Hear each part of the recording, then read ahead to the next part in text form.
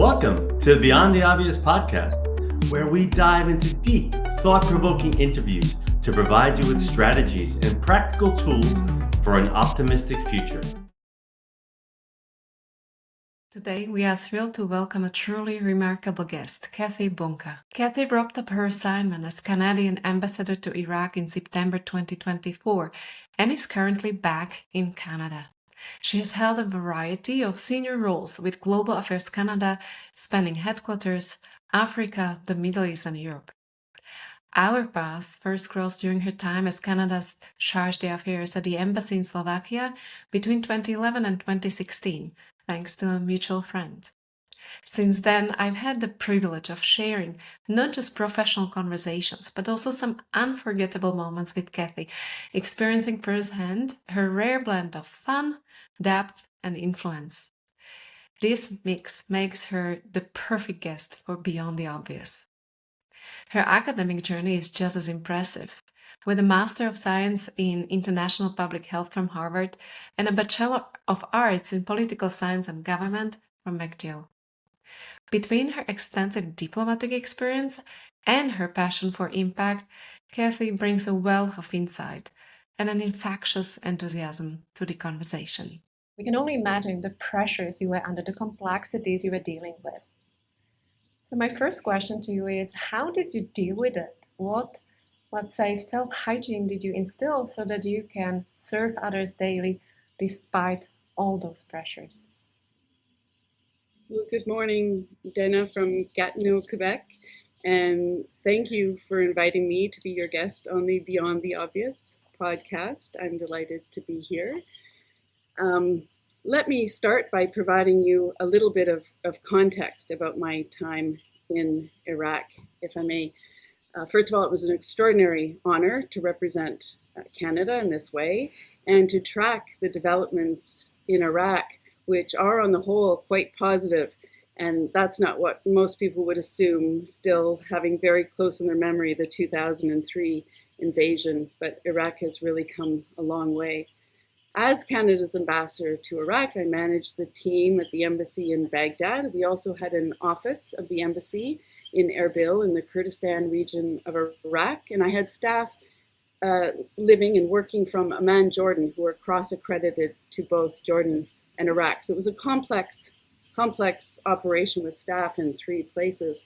And my responsibilities as ambassador were those of a full embassy operation, trade and investment promotion, consular services, services for Canadians in distress, of course, emergency preparedness, and overseeing our development assistance and stabilization programs. And then, of course, the basic management responsibilities, managing the money and the people at the heart of our operations in Iraq.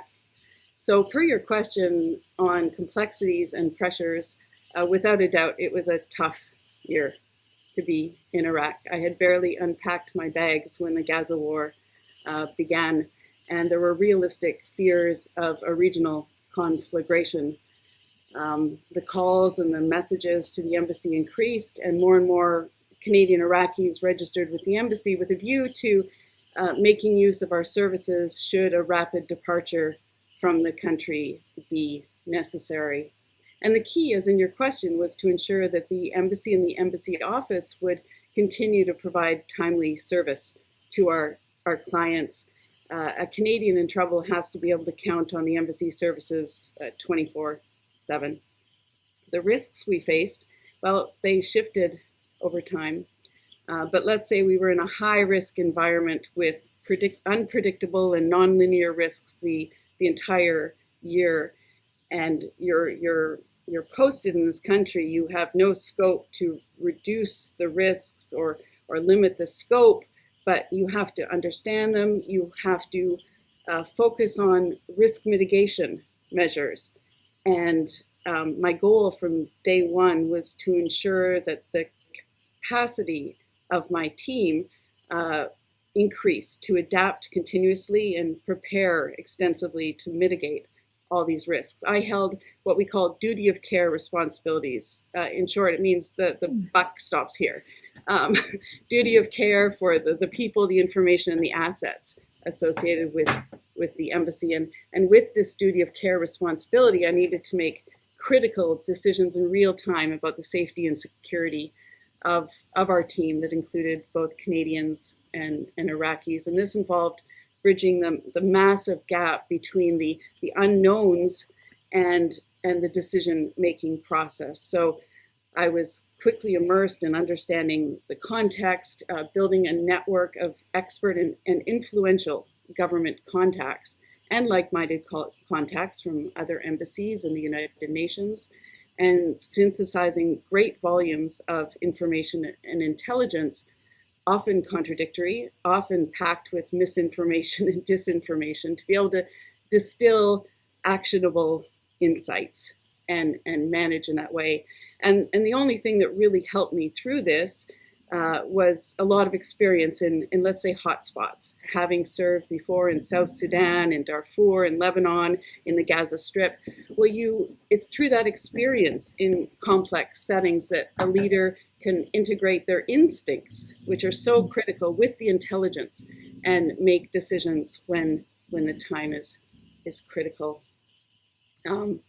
I'll give you a couple of practical examples. So at one point early on, a colleague in my network reported that the airspace in Baghdad was closed. And that's a very worrisome sign. When they close the airspace, it means something pretty horrible is about to happen. And on another occasion, someone from headquarters, the Emergency Watch and Response Center in Ottawa, which operates 24/7, called me in the middle of the night in my bunker in Baghdad and said, Kathy, there's reports that bombs are going off across Baghdad.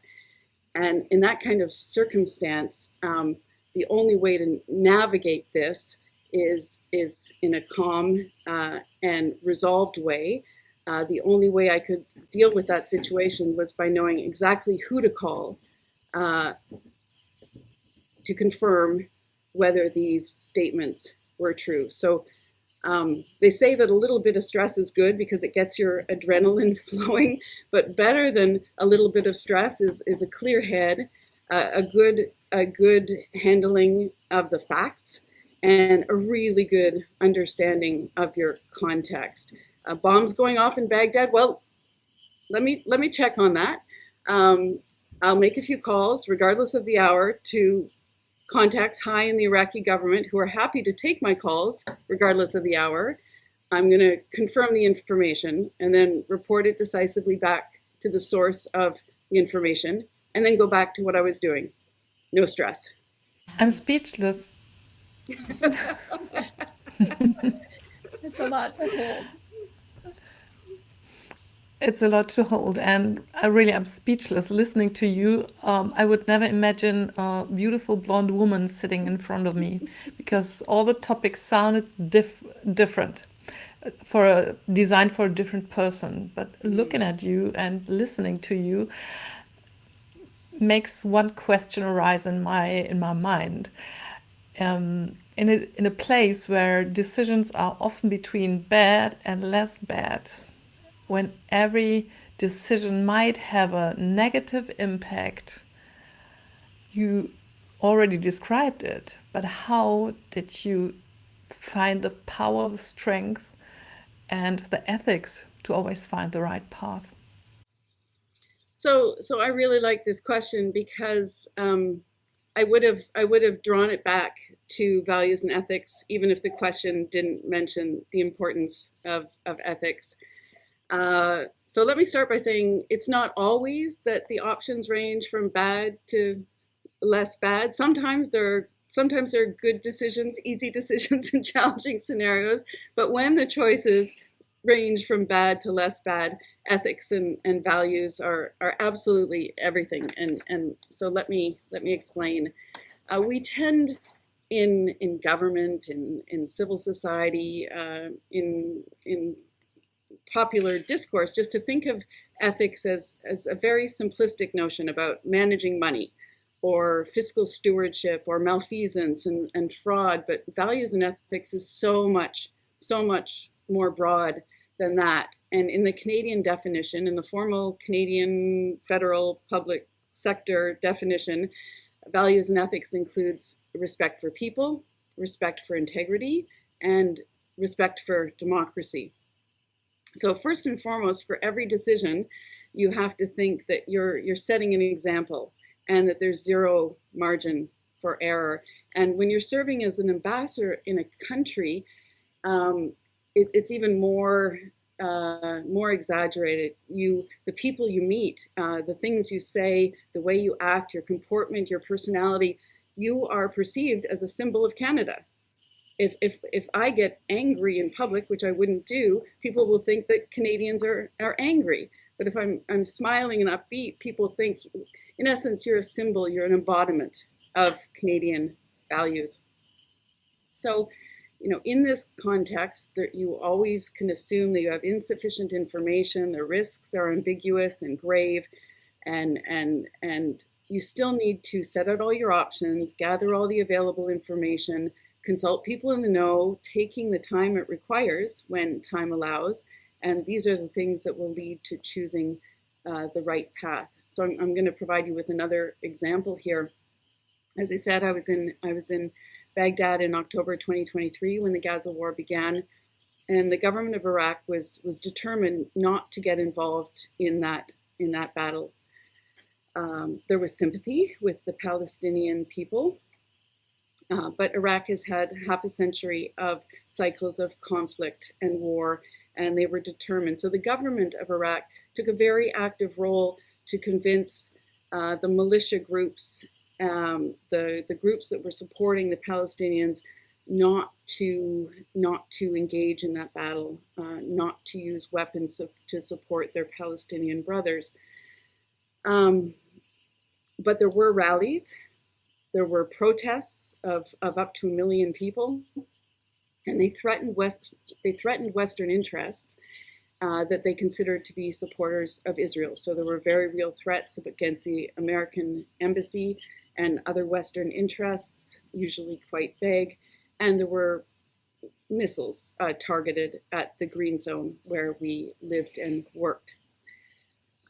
Several security measures were enacted, the details of which I cannot share publicly, but essentially we ramped up our preparations for an evacuation if needed. That's a lot of pressure, to put it mildly. The temptation for some leaders might be to assume an autocratic type style of leadership to speed up the decision making, but that would be the wrong approach. It's key in this type of scenario to have that buy-in from all members of your team, to make sure they're personally invested in all the plans and preparations. No evacuation plan is going to be easy to implement if you don't have the buy-in from your team. To be clear, not everyone was invested at first or throughout this very difficult period. For a number of Canadians on my team, this was their first diplomatic posting. The last thing they wanted was for it to end early, or to be sent home, or to be evacuated. They had a file, whether it was development or stabilization assistance or defense relations, and they wanted to pursue that agenda. And they had other people they reported to, the Department of National Defense at headquarters or other supervisors at headquarters, and they wanted to fulfill their mandate. And so being told we have to downsize or we have to focus more on our emergency preparedness was not the news they wanted to receive. So it was challenging. Some thought that the threat was exaggerated, or the likelihood of a siege or an actual attack on our compound was highly unlikely. And they told me so to my face. They challenged me in the assessment, and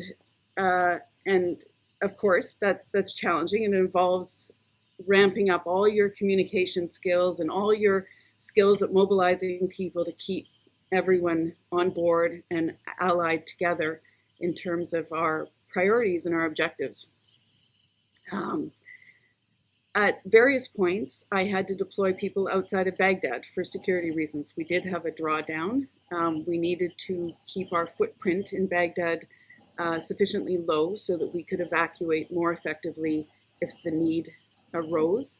And people didn't like this. And again, they told me so. They didn't like living out of their suitcases for weeks on end, and neither did I. I was part of this as well.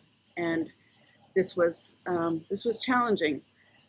Now, a risk-averse decision would have been to evacuate all non-essential staff from Baghdad. Then there's no risks. Then it's very easy for me to sustain my duty of care responsibility. But that would have been one of these very bad decisions, because if you evacuate everyone, you can't pursue your objectives, and you cannot provide 24/7 assistance to the Canadians and the Canadian Iraqis in the region. You cannot provide that vital reporting function to the government of Canada, which they needed at that time more than ever.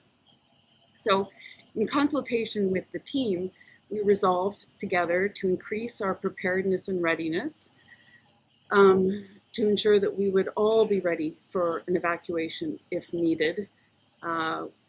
We agreed we would keep people in place in Baghdad. They would pursue their functions as long as everyone participated in testing our protocols, having our go bags ready, a small bag with our passports, a change of clothes, and some rations to keep us alive for 48 hours if we needed to go out to an evacuation point in the middle of nowhere in Iraq.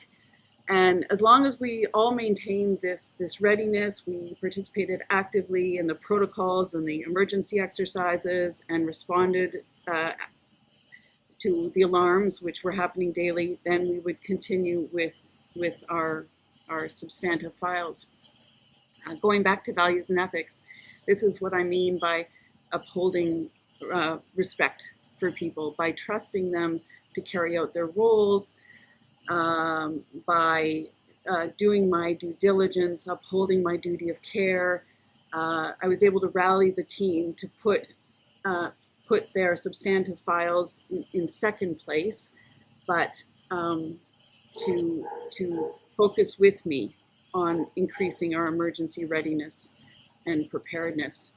And the final point on values and ethics is that respect for integrity means that at all times you're acting in a manner that will bear the closest public scrutiny. And as the leader of the team, I also had to mobilize members of my team to do the same. So while they might challenge me and have some tough discussions with me about the potential considerations for evacuation, it was also important that they didn't share this outward, that this remained an internal and confidential discussion, internal to the embassy. I didn't expect my assignment in Iraq to be a walk in the park. At the same time, it's never 100% clear how you will perform, how anyone will perform under duress. Certainly the leadership competencies that were called upon were broader and more intense than they would be in a job at headquarters in Ottawa. And my role was much broader. Because we were all living on a compound, my role also included hosting social activities. I brought in emergency planning trainers from Dubai to run my team through an actual two-day long exercise. We simulated the Mosul Dam breaking and the floods reaching Baghdad and having to do an all-out evacuation. And this was important to sustain this psychologically safe environment. Headquarters always said to me, we've got your back, but they're 9,000 kilometers away. And very few people in the government circle in Ottawa have ever been to Baghdad or Iraq and really don't know or have much experience with what we were going through. Ultimately, all I really had at my disposal was my personal power, and that's a lot of pressure. I communicated extensively to the team and at headquarters.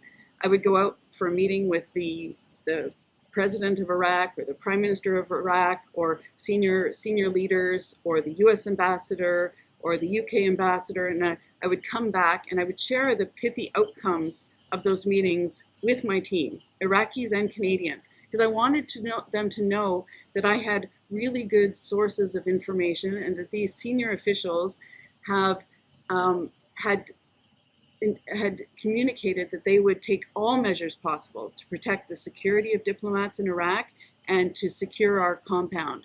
And by sharing with them, by communicating with them the outcomes of these meetings, I conveyed a sense of control that we had over our environment.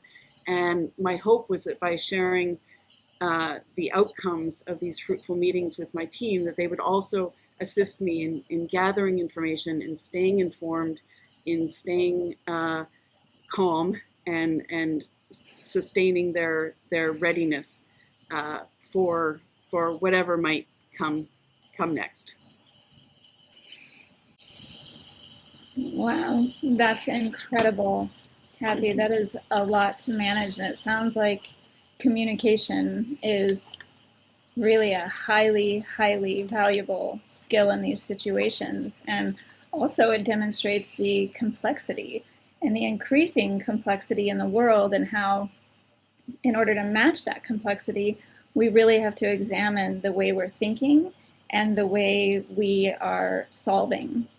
And that brings me to a question about being a woman in a leadership position. And women are not unusual to be the only ones in a male-dominated world. So we would love to hear a little more about your experience as a woman in the role of ambassador, and what potentially you were bringing to the table that wasn't there before. Thanks, Julie. Thanks for the question. Yes, 100%. This is the reality, and this is the reality of my colleagues, particularly in the security sector, and in my experience on an assignment in which security considerations are first and foremost in the security, intelligence, defense, even international fields. Men dominate, and women are less visible, less active. They're out there, but often in less prominent roles. In the Canadian government, in the Canadian Foreign Affairs Ministry, we have statistically achieved gender parity, but when you drill down, almost all of Canada's G7 ambassadors and BRICS ambassadors have been men. Since 1880, we have only had one female High Commissioner to the UK, for example, and we have never had a female Canadian ambassador to India or Japan, alas. It was my greatest honor to be the first resident Canadian ambassador to Iraq, by which I mean we have had female ambassadors based in Jordan who covered Iraq prior to having an embassy in Iraq. And this was in 2023, of all things. And in normal circumstances, the assignment is a challenging one due to the breadth and scope of the issues at hand.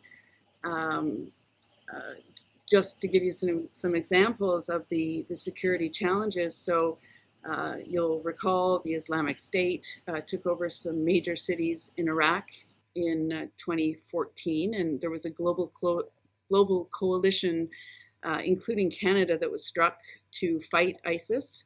And it still exists. The threat has diminished, but it remains a threat. And so we have Canadian Defence Forces. We also, Canada and most European nations are making a significant contribution to the NATO mission in Iraq. So a very important mission for security reasons. We want Iraq to, now that it has achieved some stability, to stay that way and be a stable, democratic partner in that region of the world. But managing during the Gaza war was a big job, because all these security issues came to the fore. In my role as ambassador, I was stick handling issues nonstop. Iraq is what we call a non-accompanied post, meaning no spouse or children can come with you. You go as an individual, and no family members can visit. So it can be really isolating at the top of the hierarchy. As ambassador, if you do have concerns or fears or loneliness, you can't really confide those to your staff. You need to resolutely hold up a poker face and exude that confidence, no matter what may arise. On top of that, our living conditions and our security protocols severely restricted our options to balance stress. I couldn't just walk off the compound to find peace and quiet in a quaint cafe. Every time I moved off the compound, it was in a convoy of armored vehicles with armed close protection officers. And so in response to your question, what did I bring to the table? Well, even in 2025, there are prejudices against women in international security roles. I and a number of my colleagues face them head on. I demonstrated that women with adequate experience and preparation for a role of this nature are tough enough and resilient enough and exercise excellent judgment under pressure. And I hope that resonates with others, and I hope that makes it easier for others to follow in my footsteps.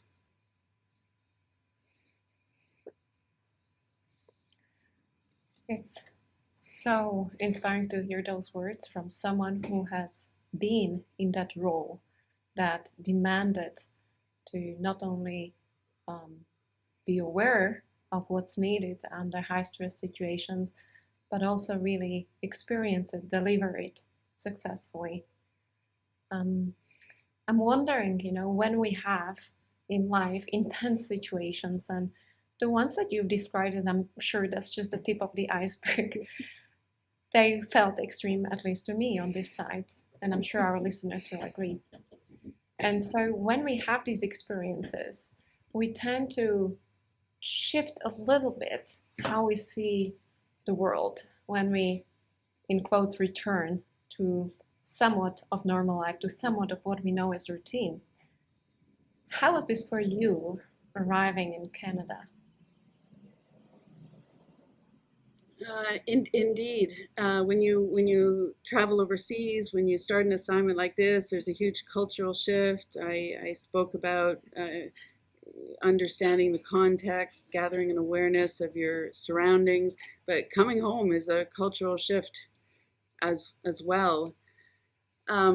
My experience in Iraq was, I'm using the word complicated. It was nuanced, complicated by the fact that my husband was back here in Gatineau, and his reaction to me heading out as ambassador to Iraq was not uncommon. It was basically, why would you leave our comfortable, beautiful life, our established routines, our safety and security here in Canada?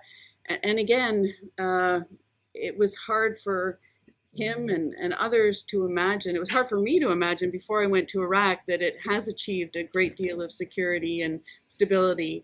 Most people just kind of assume by what you see or don't see on the news or your recollections of 2003 that you're heading out to a war zone. So there's concern for you and your security.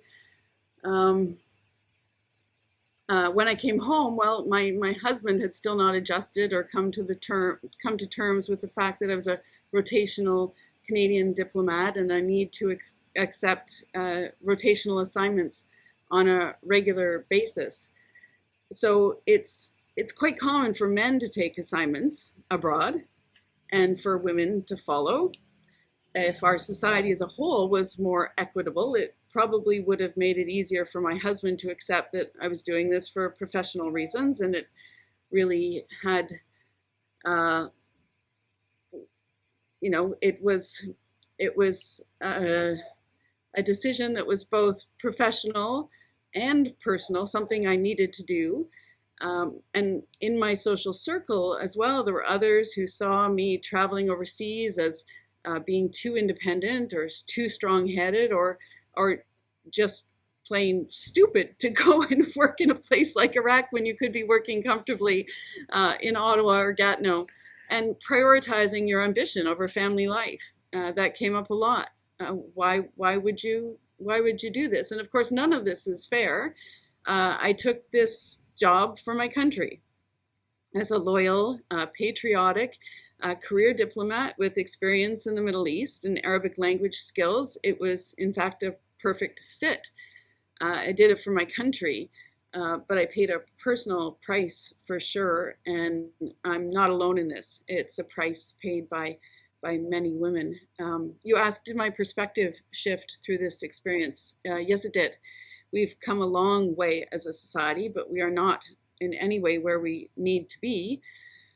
There are things that can be done to make it easier for women. First of all, you've got to rapidly increase the number of women in those positions. So when you look at the leadership of the United Nations, you see people who look like you. You see that they can do the job, and you can do that job. So we need to do more to push the limits and make it easier for the next generation of women. For example, recognizing that these are non-accompanied posts, and Canada has 4 or 5 of these abroad where no spouses, no children are allowed. You could, for example, offer counseling to couples before, during, and after their posting to make it easier for them to adjust. You could arrange, the current rules don't allow people to visit, but if my husband or my family or some of my friends could have come out to Iraq, it would have cost them a lot of money, but just to allow them to come out, to provide them with the security that I had as the Canadian ambassador for a day or two, then they would see that the image of Iraq, the reality in Iraq, is very different from the perceptions of Iraq, and that in fact Baghdad is a very lively, dynamic, growing city, and that would make family and friends at home feel more comfortable that you were going out to an assignment of this nature. So these are important issues. These are issues that I think a lot about, and when I retire and I have copious spare time on my hands, I do intend to write more about this experience on both a personal and professional level, and to do my part to facilitate the role of women in senior international and particularly the security leadership roles.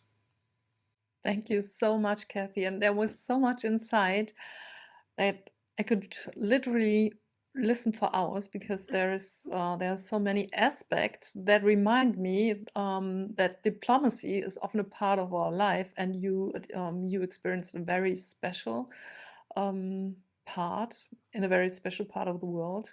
So there's obviously a lot beyond the obvious. And what is something beyond the obvious that you experienced in your role as an ambassador that we could transfer to our listeners live, that they could transfer something that was beyond the obvious that could be helpful for them? So I'm curious to hear what's on your mind about this. Absolutely. Well, it's a great theme for the podcast. And I'll try to offer you some insightful words. I've spoken, when I reflect on what I've said so far, it sounds quite negative. I spoke about the isolation, the loneliness, the challenges with the family. But in fact, what was key and what was beyond the obvious is that wherever you go, there are networks and there are cohorts and there's support. So obviously maintaining a balance and a healthy lifestyle frame of mind, that's obvious. There were very few things we could do, but I took advantage of all of them.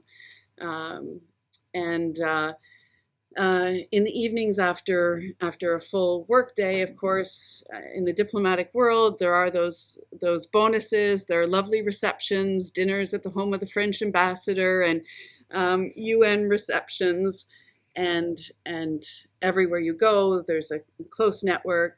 People recognize you. It's a great chance to relax and also to gather information and liaise with your counterparts. But beyond that, there were a lot of personal events, and this is what perhaps is less well known about diplomacy. For example, there was a very senior member of the Prime Minister's team who had a core group of diplomats. There were people he liked and people he didn't like. And he would have them over to his home, and he would cook. He would have his staff cook a traditional Iraqi dish in the parking garage under the house. And It's a dish called masgouf, and they use fish from the Tigris River in Iraq, and they cook it vertically on a barbecue. And it's absolutely delicious, and this is what he served every time. And we would sit around his living room, eat from a buffet of beautiful food. The local Iraqi channels were on in the background in Arabic, and we would sit there and we would talk about what was going on in our lives and the people we met and the nice things we experienced in Iraq. And every day things improved. Really, it's a very positive outlook for Iraq. Every day we were authorized a new museum, a new mall, a new movie theater, a new gallery, and so we would share these developments and resolve. Next weekend we would arrange with one or the other security protocol to go out to this artist's show in a safe area of Baghdad, and this helped a lot. And there was also, this is the key point, there was a very special relationship among the women leadership corps in Iraq. I spent a lot of time with the most wonderful Australian, US, German, and Finnish ambassadors who were all women, all of us blonde. And so we were very visible. The Iraqi media liked us a lot. They photographed us whenever we could. They were as delighted as anyone to see these women take on these important security roles. And we would get together and we would open a bottle of wine and we would sit and we would chat. We would talk about what our families were doing at home.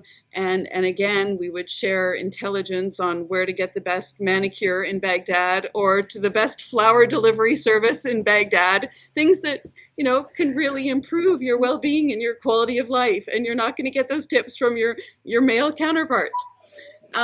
There was one prominent female Iraqi member of parliament who had an event where she invited all the up-and-coming leaders of Iraq, the judges, the lawyers, the CEOs, the investors, the entrepreneurs, and just having all these incredible women and seeing the diversity and the potential of the women to bring Iraq to the next phase of security and stability and was extraordinary. And I stayed in touch with so many of those women, and they invited me. The CEO of a hospital invited me to visit her private hospital, and the owner of a salon invited me to come and avail myself of her services in the spa. And I learned more about Iraqi society. And this was really the network that really makes a posting worthwhile and makes you feel like you're at home, but also gives you so much a wider network to call upon outside of the need to always stay on top of the intelligence and information. I guess last but not least, as you will all know, women excel at empathy. And we are very observant. Nothing skips my attention. And this skill set was called upon regularly in Iraq. As I said, I had a lot of people who were on their first posting, and it was a challenging posting at a challenging time. So I needed to keep a really close eye on the team, watching for subtle dynamics and tracking the workplace morale, and beyond that, anticipating what the needs would be. If we did have to evacuate, what would the needs be then? If we did have to sustain our drawdown and keep people living in Amman out of their suitcase for a longer period, how could we mitigate the effects of that? And having a high emotional quotient helped me to connect with everyone, stay on top of those issues, and address them the minute they come up. And frankly speaking, I wish that all my previous managers had employed those same skills. And this was a unique environment because, as I said, we're all living and working in the same place. You ran into people in the cafeteria 3 times a day, all your colleagues and all the security staff. And so there's no choice but to help each other out. And that's what I would say is what was beyond the obvious. There's always a network there. You just have to find it, and you have to cherish it. Thank you, Kathy. I think we could expand this interview for at least 2 more seasons. There's so much and so rich. Your experience is rich, and your personality is rich as well. And it is a great reminder that we don't have to see world binary, that it is possible to be a woman, connect with women in this deep, strong female solidarity, even over small things like a manicure, and in the same time be a person and a leader whose judgment is based on experience, ruthless discipline. Thank you for giving us hope for female leadership, for being able to hold all the different angles, not give up on being a woman in the same time. And thank you for your ambition and for pursuing it courageously. Thank you for being part of this wonderful podcast series, and for asking such fantastic questions. Thanks for listening to the Beyond the Obvious podcast. Did our messages resonate with you? Share it with others. Subscribe, like, and click that bell to be notified of the next episode.